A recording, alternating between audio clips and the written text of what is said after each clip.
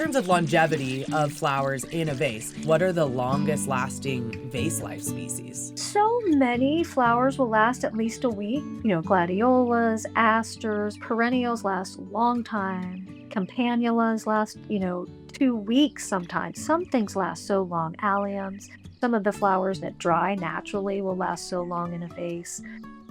Hello, everybody, and welcome back to the Beet Podcast, hosted by Epic Gardening. I am Logan Haley, the managing editor of the Epic Gardening blog and a former organic farmer and plant nerd, here to interview my friend Winnie Pitrone from Mendocino, California, an amazing diversified flower farmer.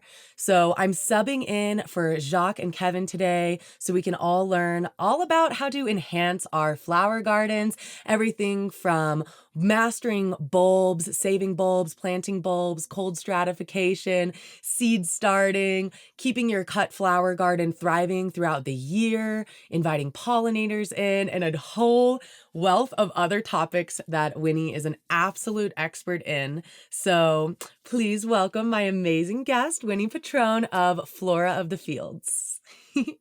Hello. Thank you for having me, Logan. Yes, I'm so glad you came on. And would you mind just giving us a little introduction about what is special about Mendocino and what you are growing there and your primary experience in the gardening and farming world? Sure. I'm in Mendocino, California, which is Northern California, just north of San Francisco on the coast. And I moved here in my 20s, and for 20 years, I did farmers market. So I sold primarily at farmers market. We had a market garden that was food and cut flowers. It soon turned into more cut flowers than mostly anything else. We did still grow a lot of lettuce and things. Then we had to move locations, and the new location is much smaller. And now I do primarily cut flowers for sale. And mostly I do events. So I do weddings and also special occasions. Nice. And for a little background, Winnie and I actually know each other in real life, and we met when I was traveling along the Northern California coast in my van that I live in. And we met each other right on the Headlands, which is this beautiful coastal overlook right across really from where Winnie lives. And I had the pleasure of visiting her farm, seeing all of her flowers in full bloom. I think it was midsummer. And I even got to help do one of Winnie's weddings. So she is an absolute expert in creating beautiful floral displays for weddings. And even if you're not a cut flower farmer, if you're a gardener just trying to enhance the beauty of your perennial and annual beds and bring flowers inside to have vases and arrangements around, I think you're going to get a ton from this episode because no one does cut flowers quite like Winnie. So if we want to dig right in, it is spring right now in Mendocino, and by the time this episode comes out, it may be moving into a little bit of early summer for some people and spring for others, depending on how far north you are. What growing zone are you, Winnie? Zone 8. It doesn't get too hot and it doesn't get very cold. It's pretty moderate. And that is a great segue into you're planting bulbs right now, a lot of bulbous flowers. Could you talk to us about like the species you're planting and how you deal with the cold and chill requirements of a lot of bulbs? Yeah, so I just planted tulips. So tulips are a favorite because they're just gorgeous color and form. Um, and they also require cold. They require a segment of cold stratification. So because we don't get that, I actually have to put them in my refrigerator for 8 to 12 weeks. So when they're shipped to me, so tulips also aren't an easy one to save the bulbs and continue to grow out. The tulip is one crop that I actually have to buy each year, the new tulips. There are species tulips that will come back every year, but they're basically the really species is just straight up red or yellow. So then they've bred them to become to come up with these beautiful forms of double tulips and really cool um, colors, and mostly they're brought in from Holland.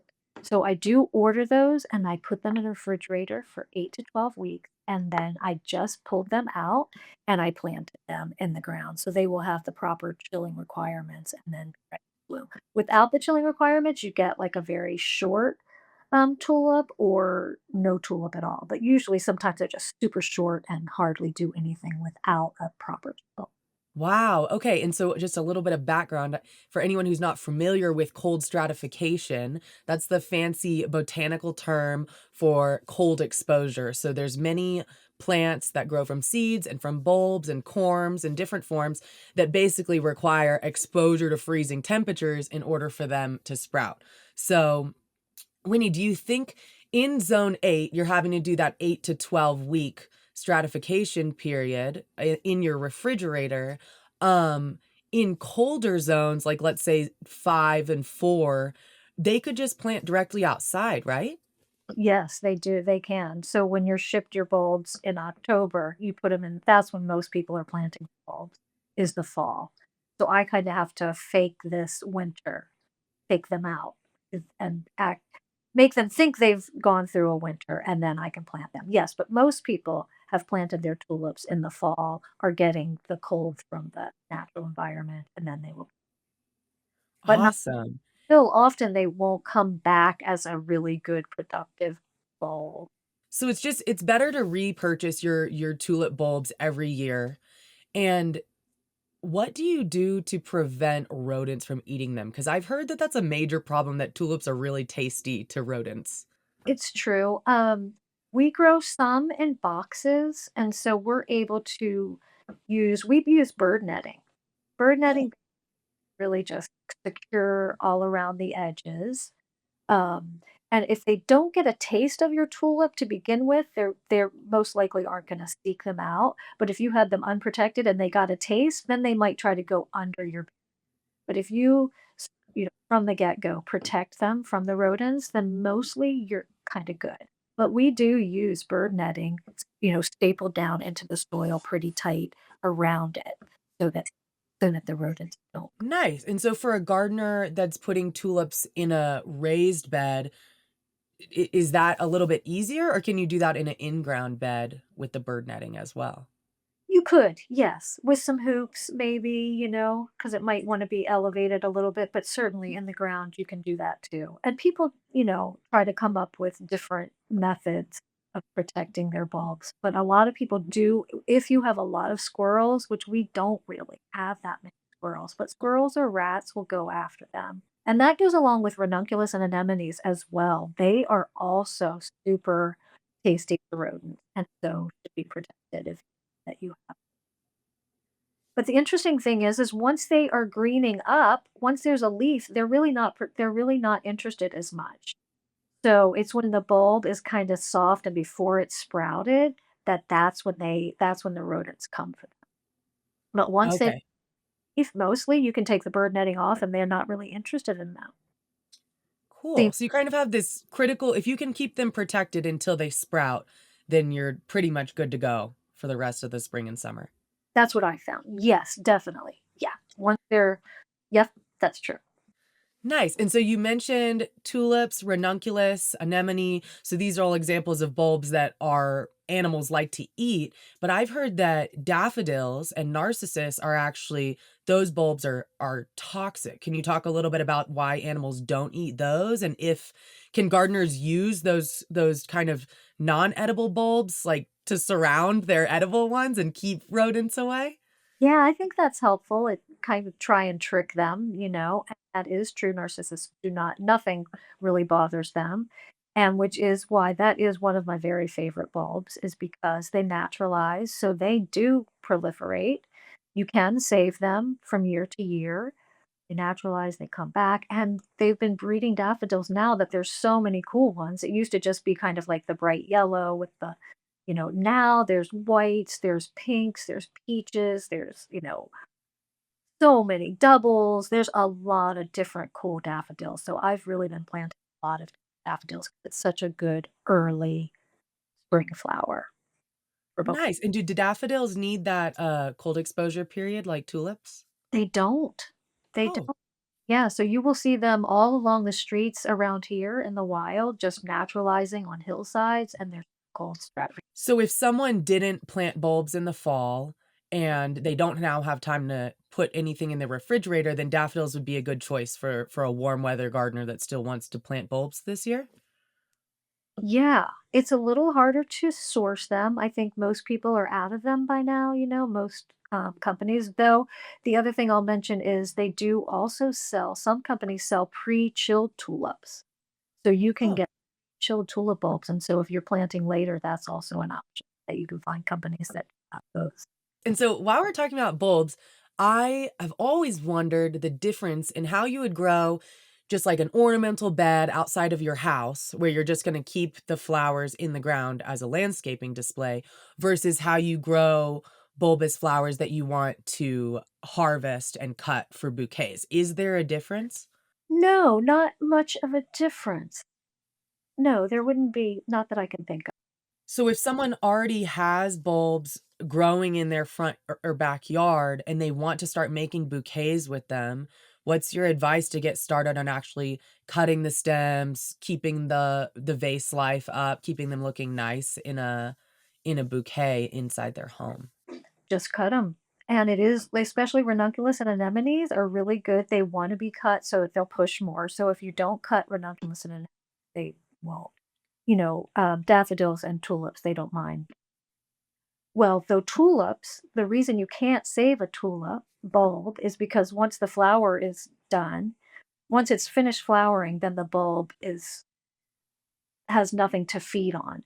So in Holland, when they're growing the bulbs to sell the bulb, the tulip bulb, they don't let them flower. They actually, as soon as they start to sprout, they cut that off and let the bulb feed from the soil and get nutrients to kind of constitute the bulb that they then sell. So, um, yeah, I say just start picking them and bringing them in your house. I don't think there's any. Some people talk about daffodils having a toxic sap that comes out and bothers other flowers, but I honestly have not experienced that myself. I don't separate them out. I put daffodils in with my other flowers and I never see a shortened vase life for those flowers. And all of these bulb flowers don't need any special condition. Though you will read again that daffodils you should keep separate and because of this toxic sap that they exude. But honestly, I've never experienced that they've hurt or made the vase lice any less long, any shorter. Interesting.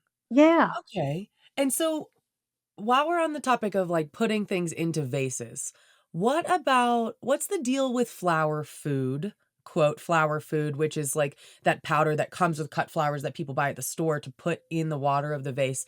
Is that helpful? Is there a way to do it like a DIY solution, or is it not even necessary? I am totally on the not even necessary. Change your water, keep the water clean and cold. If your vase is sitting on the tabletop and it gets hot, then that's gonna shorten the life of the flower. So I say change the water. Just keep really fresh water. Um, some people will put like a drop of bleach in the water just to keep algae growth from growing in the water, but just change your water and just keep the flower water clean so that they can drink it easy because they are actually drinking it. It is, so those, and I've seen people do experiments where they give some flower food, some flowers flower food, and there's really not much difference. The best is to simply give them clean pure water. And then you don't have to buy that stuff. Yeah, so that I kind of knew you would be this way, Winnie, just knowing your personality as, like, a minimalist and a true nature woman, but it's refreshing to know that anyone wanting to get into flower gardening, like, it doesn't have to be some huge complicated thing. You don't really need very many extra supplies compared to vegetable gardening. Right. No, that's true. We got to bring you the sponsor of today's video, Element. Element is a zero sugar electrolyte drink mix that I've been using for about 6 or 7 months now. Jacques, probably 3 or 4, and we absolutely love it. There are a ton of different Element flavors. I personally love citrus salt, raspberry salt, or watermelon salt, but there are even more if those aren't to your tastes. And each Element mix provides a meaningful dose of electrolytes, free of sugar, artificial colors, or any other dodgy ingredients. Element is used by a wide community, from gardeners like Jacques and myself to professional athletes or those just looking to stay hydrated. It is specifically formulated for anyone on a mission to restore their health through hydration, which means it has 1,000 milligrams of sodium, 200 milligrams of potassium, and 60 milligrams of magnesium. And on top of that, you can get a free Element sample pack with any order at drinkelement.com/beet. That's drinklmnt.com/BEET. And as an added bonus, if you don't like it for whatever reason, you can get a full refund. Thank you so much to Element for sponsoring today's episode and keeping us hydrated in the garden. And now back to the podcast. In terms of longevity of flowers in a vase, if someone specifically wants to grow flowers that they can like give bouquets to their friends or that will like last a long time in their kitchen table, expanding beyond bulbs, what are the longest lasting vase life species? So many flowers will last at least a week. I would say dahlias are like one of the shorter vase life flowers. They, give you like 4 to 5 days of like really, nice looking flowers before they start to drop their petals or start to look old. Which is why they're a really great flower for events because you don't necessarily need them to last so long. But for vase life, dahlias are probably the least. Um, gladiolas, asters, perennials last a long time. Campanulas last, 2 weeks sometimes. Some things last so long. Alliums, some of the flowers that dry naturally will last so long in a vase. So it really, but what I do find is that harvesting either in the early morning or the evening is best, and always putting them in a bucket of water kind of loose for at least an hour or two before you arrange them always helps because it just gives them a time to rest and a time to start absorbing water through their stems in a loose kind of way. So they're not kind of stuffed into a tight vase where they would be constricted. So putting them in a vase, sorry, putting them in a bucket with clean water and allowing them to take it up and just rest for about 2 hours is always really good thing to practice. Nice. And Conditioning. It's conditioning. It's called conditioning. And overnight is even better. But an hour or two at the very minimum is what you otherwise they kind okay. of, well, it is interesting how that really helps. They'll start to wilt faster if you don't do that. So the conditioning process is just like you could have a 5-gallon bucket, clean bucket. You're walking around your garden the night before you want to like make a bouquet for your friend's baby shower or something. And you're putting all those flowers in, you're putting cold water and you're just like, where's the best place for a home gardener to store flowers after they cut them? I would say just a cool, dark place. Dark is also good, like not in direct sunlight, someplace cool. Yeah, cool and dark, at least dark-ish. Doesn't have to be completely dark, but so they're not in direct sunlight. I didn't know any of this. And while we're on the topic of cutting, so I've read, particularly on our blog, I've edited a lot of articles. We have many flower experts that write about cut flower gardens and just perennial ornamental flowers in general over on the Epic Gardening blog.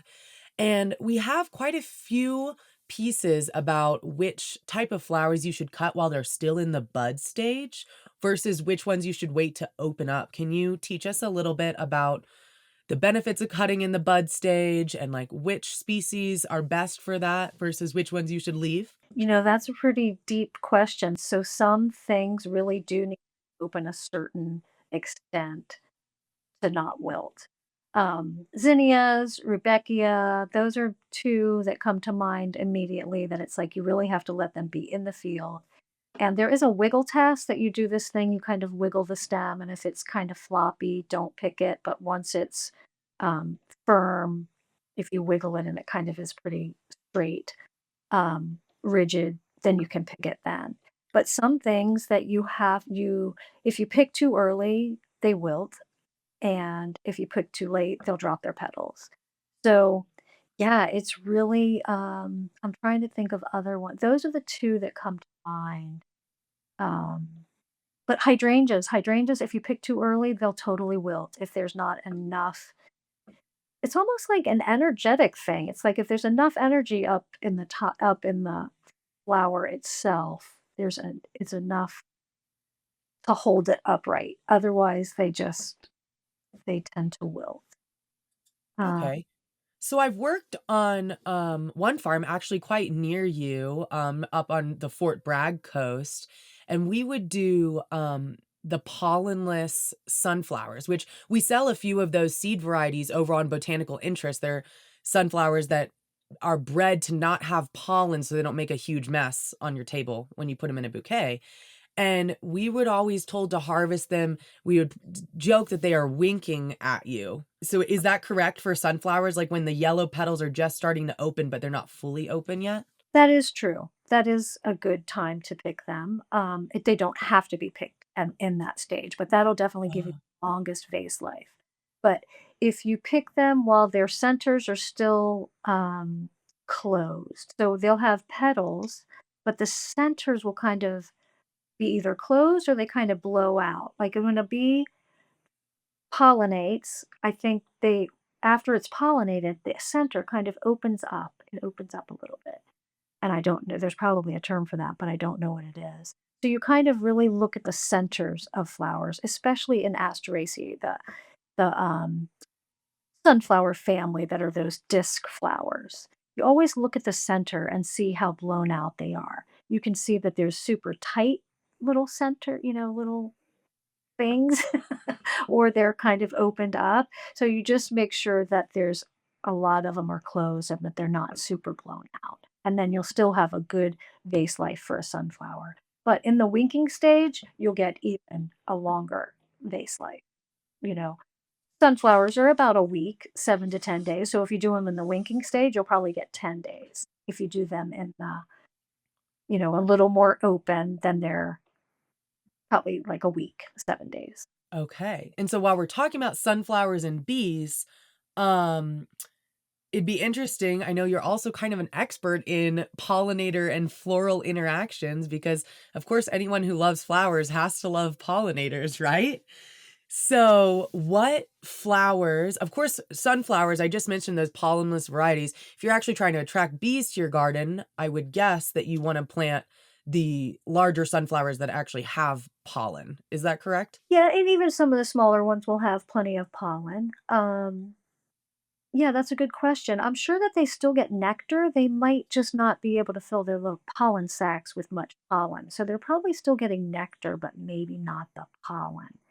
So, but um, I don't always look for those pollenless ones. If they are pollenless, I'm like okay with that, but I don't really look for those. You just go for the prettiest I just, sunflower petals. it's true. Yeah. Okay. And then what are some other species that you recommend that are just the biggest bee magnets, butterfly magnets, and provide all that rich nectar and pollen for all our favorite pollinator friends? There's Sedum Autumn Joy is one of my favorites. It is amazing. The bees are just always all over them. Zinnias bring in great little butterflies and moths. The asters, all the asters, the perennial. I like the perennial asters that bloom a little later in the fall. Those are amazing for bees pollinate. All of the umbels, like dill and fennel and wild carrot, any of the umbel flowers really are wonderful for beneficial wasps. Um, Queen Anne's lace is another umbel that the beneficial insects love. right, yep. And then any of the tubular shaped flowers, so like snapdragons and digitalis, foxglove, those things, the hummingbirds love them, and the bees love them. And it's so cute to see the bees like go up into tubular shaped flowers.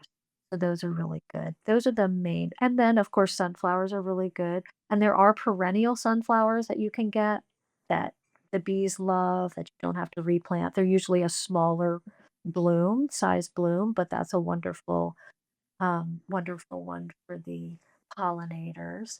Dahlias are amazing. They offer resting places for bumblebees and honeybees.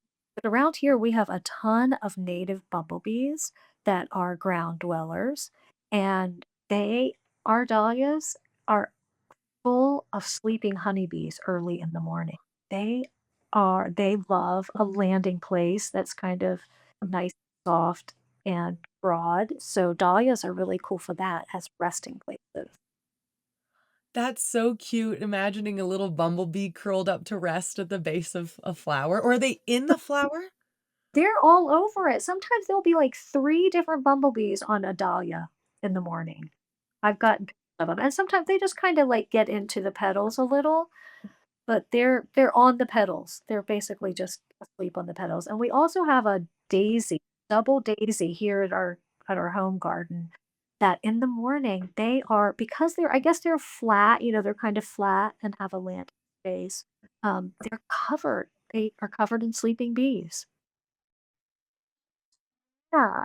Hypothesizing that your gardens are probably extremely diverse. So my first question was actually, would you how many species or varieties of flowers and plants in general do you think you have in that space? Include Wow. fruit trees, perennials, annuals, bulbs. Yeah, I would say hundreds. Even in our little space that you saw that is less than an acre, probably, less than 3/4 of an acre, I would say that if we went out there and truly counted, there are easily 100. Nice. And that's so inspiring for even a small scale gardener. I remember when I first started gardening, long before I was traveling, long before I was a farmer, I had an apartment balcony that was maybe like 10 square feet. Like it was so small. And I remember being so proud of myself that I fit 50 different varieties of plants, on hanging planters and dangling and vertical and just everything. And you can fit so much diversity of flowers, edibles, everything in a small space if you're willing to branch out beyond kind of the standard recommendations of certain plants, right? Right. And especially if we included all the veggies that we grow, yeah, so many different varieties. It's very, very diverse, which is something that we really focus on. Yeah. So that's kind of part of your bio-intensive farming method, which is very ecologically centered. And so the second part of my last question was stemming from that biodiversity is clearly enhancing the natural ecosystem functioning in your garden, which means you probably have an insane diversity of insects as well, mostly beneficial. Do you think that all of these flowers actually enhance the pest control in your vegetable crops? And maybe could you give a few examples of like specific flowers or specific beneficials that help with that natural pest control?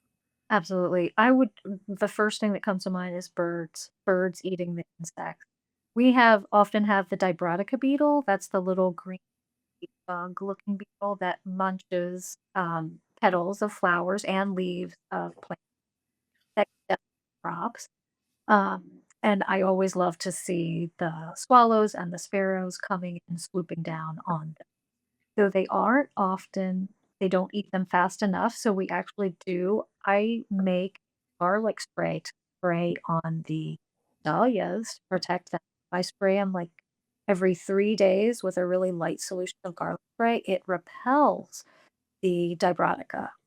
So we try not to spray anything that would kill, but we try to repel more than kill ever gardens.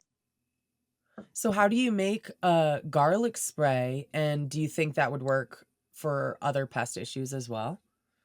It does. It can work on aphids. We've had it be really successful on aphids. But the Dibrotica and aphids is what we have used for. And I think it's super effective. And it's basically soaking garlic in mineral or vegetable oil overnight and making a concentrate. You put that olive oil, the oil that you've um, soaked the garlic in, and you add a teaspoon of fish emulsion and a little bit of soap. And then that's a concentrate, and then you put a little tiny bit of that in a spray bottle. And then I do this Now that's on a really small scale. A big farm necessarily do that, but for small scale, it's amazing, that garlic spray. We got the original recipe out of the book called Carrots Love Tomatoes. I that book, great I old have book it. that talks about companion planting and talks about what plants like to grow next to each other. And they had that recipe for a garlic spray. Can you repeat the name of the book? Carrots Love Tomatoes. Okay. I have heard of that one. I just never read it. So I'd love to talk about companion planting then, particularly companion planting with flowers. That's one of our best trending topics on the blog. We have a million articles about, what to plant with tomatoes and what to plant with corn and what not to plant with cabbage. So I'm sure you're an expert with this with all your flowers and having so much diversity in a small space. We don't focus that much on companion planting and what's beneficial. Mostly we just grow our veggies next to our flowers, next to veggies, next to flowers. We grow it all interspersed. So we're not that focused on companion planting, though I do. Like if I'm growing sweet peas up a fence, I know that I have room on either side, so I'll plant some agrostemas that they can grow up next to it, or that type of thing. But mostly we do, when we plant a bed of lettuce, we plant lettuce. When we plant a bed of onions, we plant onions. Though I love to see when people can pull off the onion in between the lettuce and they actually um, are productive. But mostly I found that, you know, if we just do the bed of lettuce, you have the lettuce and it's ready to come out, and then you can put another crop in. Whereas if you have onions there, um, you kind of have to wait.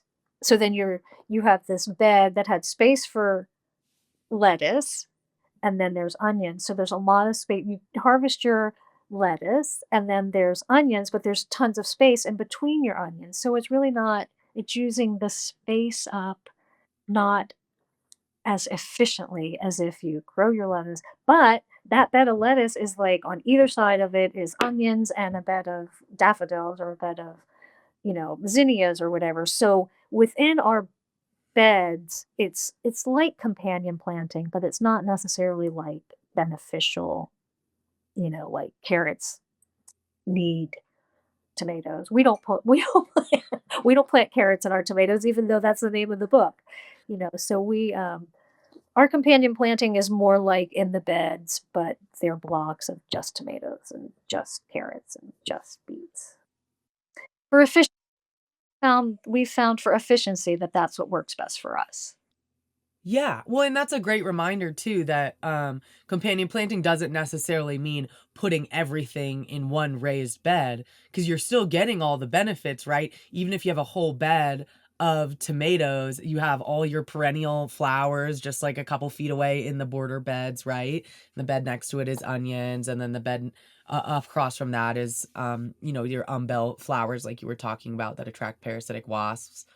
Yes, So it's totally. like you're companion planting, but it's on a broader scale, so you're not, inhibiting yourself with staggered timing, essentially. Yes, so your bed's not sitting there too long with a lot of space that's not being used. Yeah.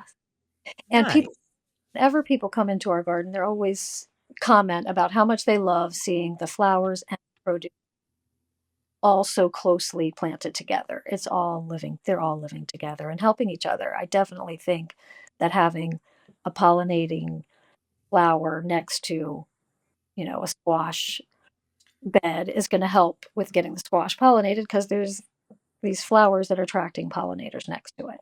But it is in a separate bed. But it is separate. For sure. That's a really nice, easy tip that I think people can implement if they feel intimidated by the kind of traditional companion planting that's presented a lot of the time. You don't have to put everything in the same bed to get the benefits.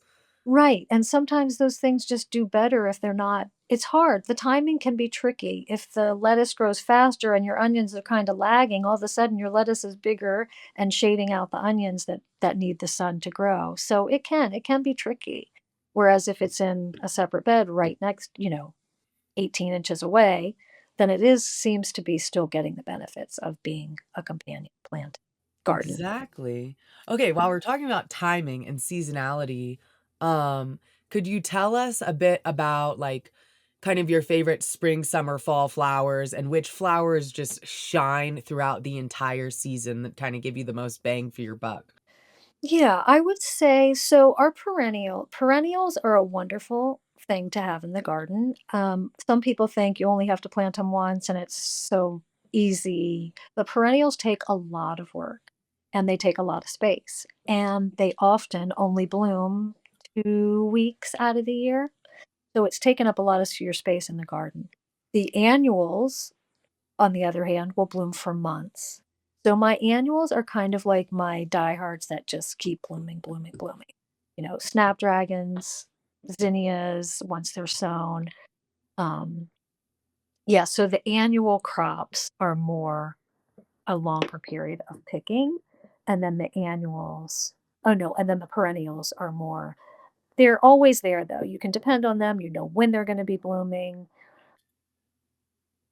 And they're wonderful and diverse and unusual. So a lot of people who are growing cut flowers do a lot of annuals, and they aren't doing as many perennials because they are growing with tractors. So because we grow by hand, because we do everything with a spade and fork, we don't have to worry about tractors in the field, and we can do more perennials and have big perennial borders that aren't going to be bothered by a tractor or rototiller. So I do think annuals can be more bang for your buck because they're cheap. The seed's often cheap. They're easy to start. They start easy. You plant them in the ground and then you're picking for months.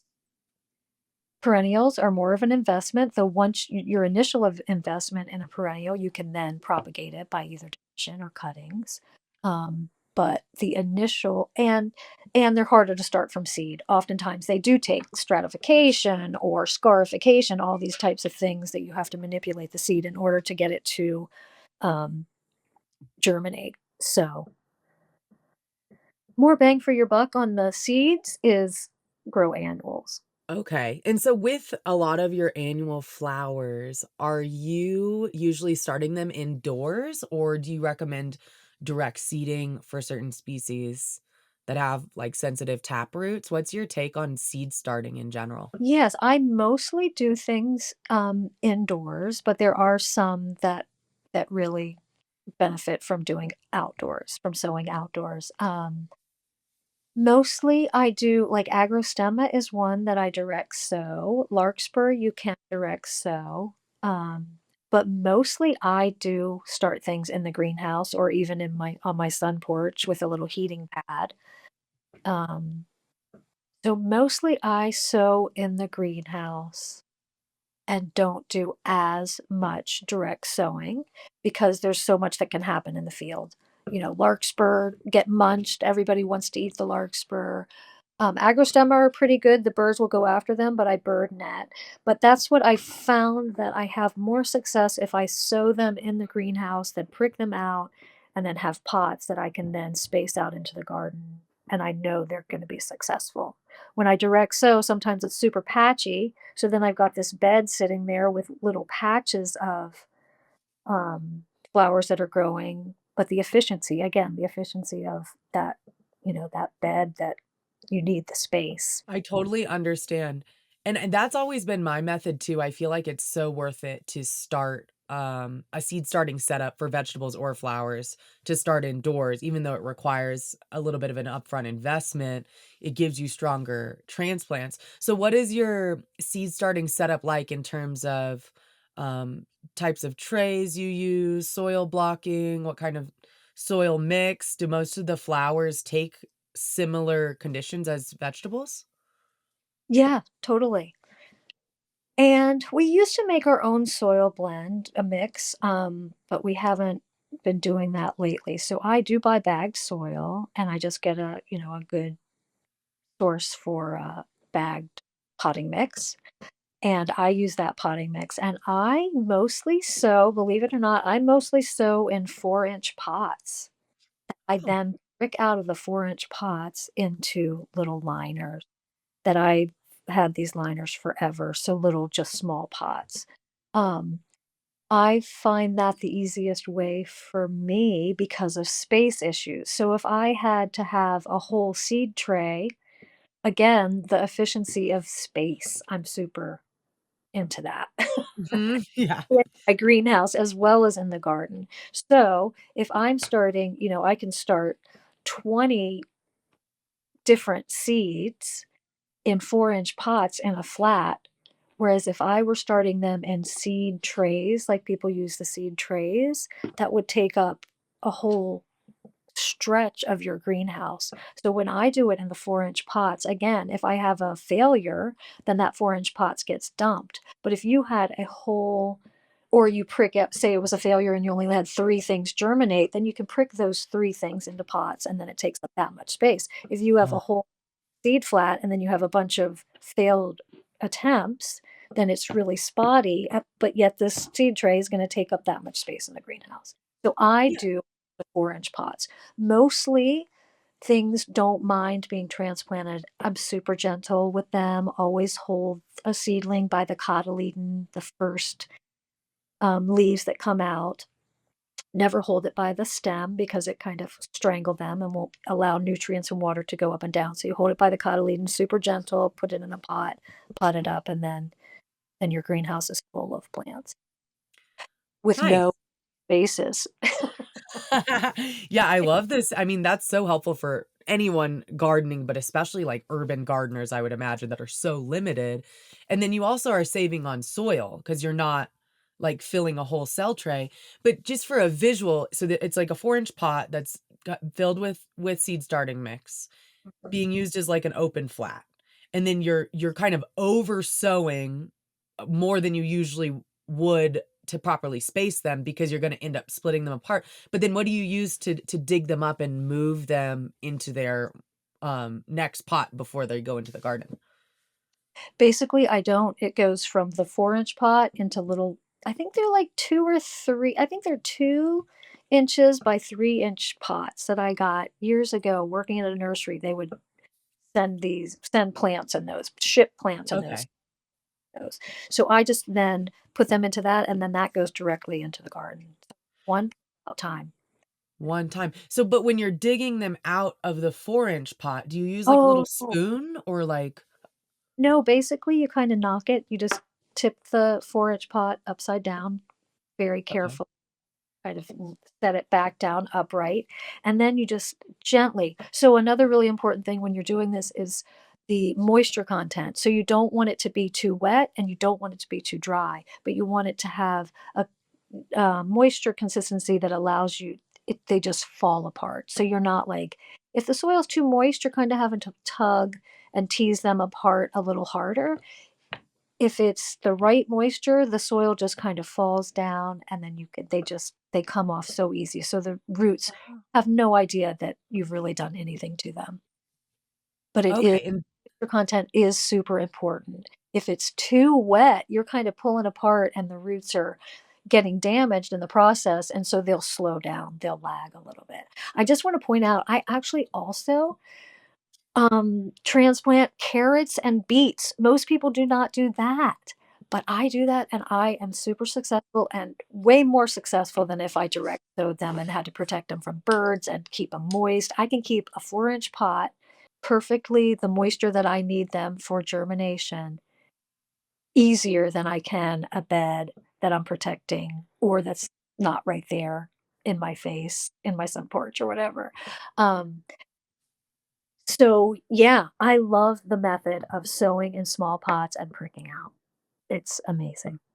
and just to clarify, that's when you're taking them out is in the cotyledon tiny seedling stage before the true leaves, because you don't wanna leave them in the 4-inch pot too long, right? Not too long, right. So you actually want maybe 2 to 3 true leaves. So you Okay. do them in the pot till they have about 2 to 3 true leaves, and when you're pricking them, only hold them by the cotyledon. Thank you for clarifying that.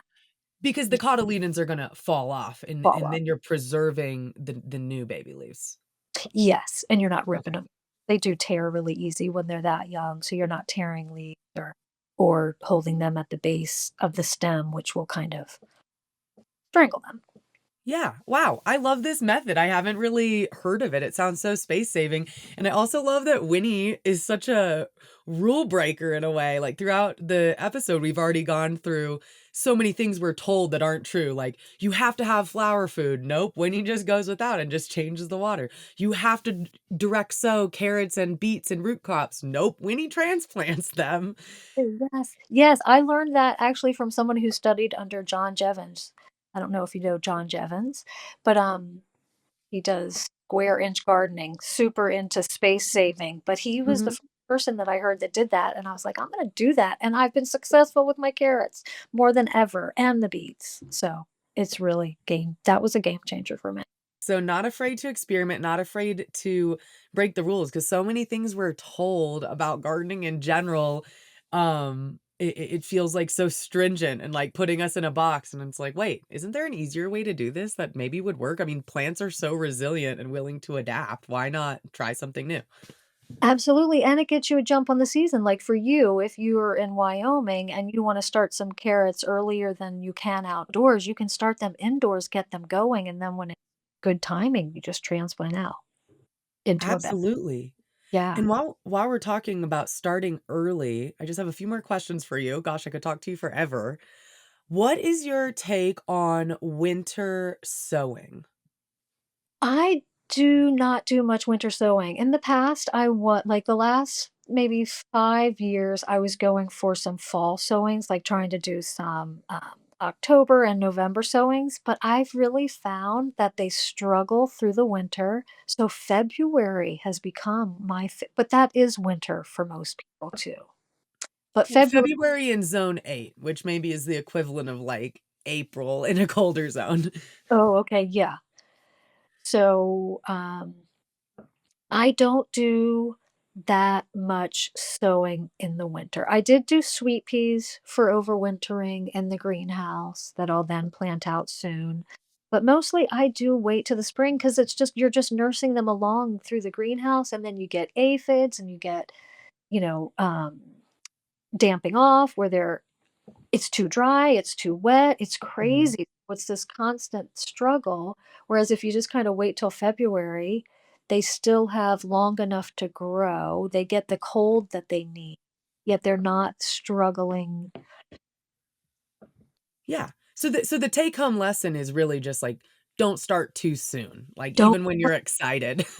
It's so true, very true. Because and we have experimented, sometimes everybody's planting tomatoes, "I got my tomatoes planted, got them," getting them early, early, early. You do that, and then I've sown like, maybe tried some in February, and then again tried some in March or April, and the ones in March and April catch up to those February sown ones. So Uh-huh. all times, it's just the timing is key in gardening, you know? Um so it is really all about finding the right timing for your particular spot, which I wanted to talk about microclimates and how Yes. different every space. I mean, the other morning I woke up here and had no frost on my window, and 7 blocks away, there was a thick sheet of frost on my friend's windows. So it's so amazing, the microclimates, and it is so important to keep notes. So note taking, you were gonna ask me, beginning gardener, like what I would say for a beginning gardener, and I would say take notes, even if it's just date of sowing, the date you sowed it, and the date you're harvesting, or whether it was a success or a failure. So then you know, like, because there are different sowing dates that are better for some places that aren't.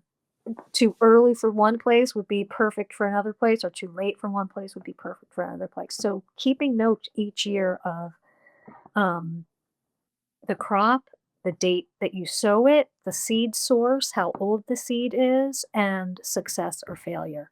Huge, huge, huge beneficial information for you to learn for the next years. You'll remember, oh my God, that spinach crop that time. I mean, we're picking so much spinach. Remember in all that time we were picking so much spinach? When did we sow that? And then you have a notebook that you look back. Yes, spinach sown in February kicks. Nice. I love that tip because also Winnie and I are both into journaling and writing personally in our lives. And so it's funny to think like I love my journals because I can go back and see what I was thinking and doing when I was 21 or whatever. And then in your garden, it's the same thing, really. You can go back and you might remember what the season was like that year, what was going on in your life, what was going on in your garden, and how you can apply those lessons. And a cool thing that I haven't actually gotten to try yet, but Epic just came out with a new online garden planner where people not only can like lay out their gardens, have this whole like digital interface where they can plan everything, but it has this great record keeping system. So I'm guessing, Winnie, do you do an Excel sheet or do you just like literally keep a handwritten journal of your seed dates and all this information you're talking about? I do. I have a notebook that I can take in the field with me. I do. And I have a page for each crop. Like I have a lettuce page, I have a spinach page, a tomato page, and then I have an assorted flower page that I make those notes. And I have other columns for other notes, but mostly the date sown, the seed source, and success or failure are like the main things that I really try to keep up on. And then I have a space for special notes, and that's when I'll note like sowed in 4-inch pots, on heat, or sowed in 4-inch pots in the greenhouse, or make special notes so that you can see, wow, that was so successful. What did I do different that time that this time I didn't do? You can really check back, and that's how you figure out your best planting times for your particular spot. Sweet. And then that also helps you back to when you talked about microclimates. For anyone who's not familiar, a microclimate is really just a miniature zone in your garden, like let's say closer to your house, or in this particular bed that's, partially shaded by this shrub, or this bed that's warmer in the front yard than the backyard. Is that correct? How you would describe a microclimate? I think that is even more micro than what I'm talking about, because Oh, consider, like down here on the coast, a microclimate compared to up at Katie's, but even blocks away. But not, of course, those are microclimates in the garden, but yeah. or I'm talking about different in the Like, same, yeah. area, just down the Like, road 2 miles type of yeah, thing. more zones within your town versus necessarily like on your particular land. Yes, exactly. Yeah, Okay, cool. yeah. So, yeah, what are some of those other beginner tips could you share with us to finish off this show? I want to say don't wait until you own property to start a garden. If we would have waited, we would have never started a garden because we don't want to own property. We don't want to own land, and we aren't going to own land. Even if you want to own land, start now. Like just start doing it wherever you are, even if it's pots on your deck, if it's plants in your house. Just don't wait because you could be waiting forever and always saying, "Oh, one day, make one day today." I love that. Yeah. And what are some of your, I know you've talked a lot about dahlias. You're the total dahlia queen. Could you share for beginners some of your like specific varieties even that come to mind? You mentioned autumn joy sedum. You mentioned some really beautiful daffodils. What are just off the top of your head some amazingly beautiful, easy to grow flower varieties that someone could just illuminate their garden with this year? Gladiolas are really easy from bulbs. The sweet peas are easy. Zinnias are super easy, and there's so many different ones. And the Queenie, I think they call it the Queen series. There's like Queenie red lime and Queenie orange lime. Those are super duper cool. Um, Sunflowers are always a good one.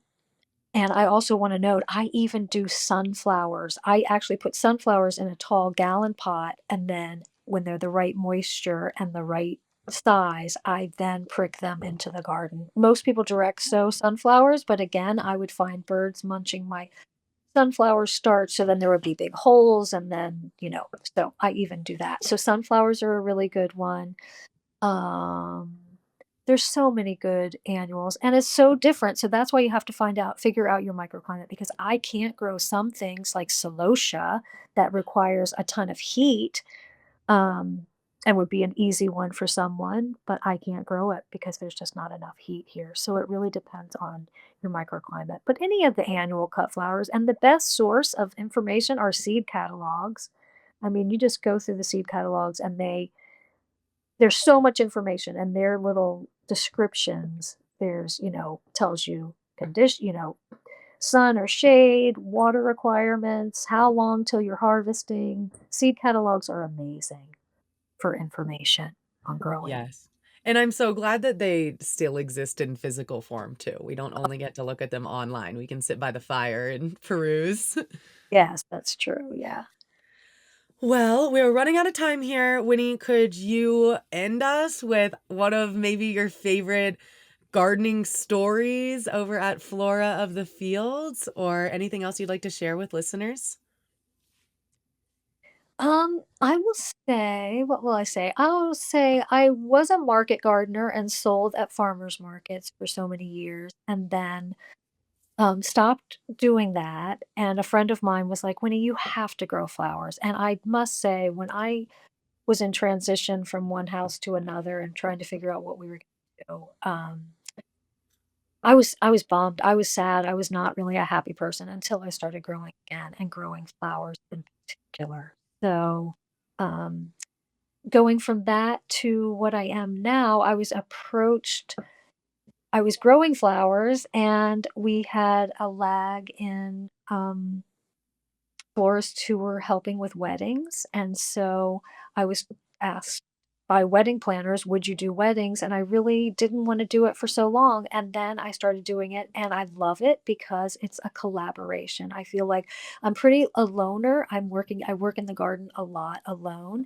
So through the weddings, I get to talk with people and it kind of pushes my limits and helps me create things that I might not have created if I was on my own. They have visions and desires that I try to help fill, and I love that, and it's really been a cool thing for me. So, That's beautiful. And you're a creative artist in the works. You're bringing people's vision to life and also creating your own art with the flowers. And I love that you mentioned you were a market gardener because that's exactly the background that I came from and like the reason we met.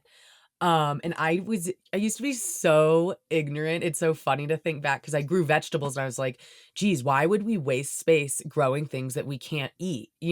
Like I would grow flowers oh, for pollinators, wildflowers, but I had this like kind of angry vision of like, I would not waste my time on something that's not actually edible. And then you start growing flowers and you're like, wait, these are food for the soul. We need these flowers.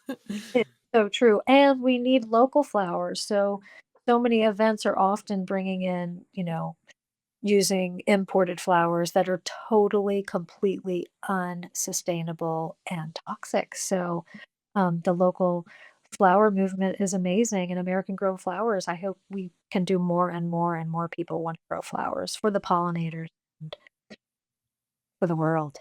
Yeah. Absolutely. People don't realize how toxic, conventional flowers can be, right? There's so many pesticides that are sprayed on them that aren't even approved for edible plants, right? And then you're putting your face in to smell the rose, and it's just inundating you with toxins. Yeah, so not only in the growing practices, but also the shipping practices. They have to fumigate them with fungicides and pesticides before they are even allowed into this country. So they are fumigated in transport, which is, I think, is the worst part of it all. For sure, because then that's the most toxin exposure directly to the consumer, and people aren't even thinking about, like, they're even if they're eating organic or trying to avoid pesticides in their garden, then they could still being exposed to these chemicals or even harsher chemicals just by buying a Valentine's bouquet. Is that what you're saying, kind of? Absolutely. And I see people soaking in tubs of these, roses that have been fumigated and sprayed and just awful stuff. And Wow. wow, you might be bathing in a big toxic pool there. Wow. So definitely if you want to have some aesthetic, pretty flower baths, grow your own roses and your own herbs to put in there. Yeah.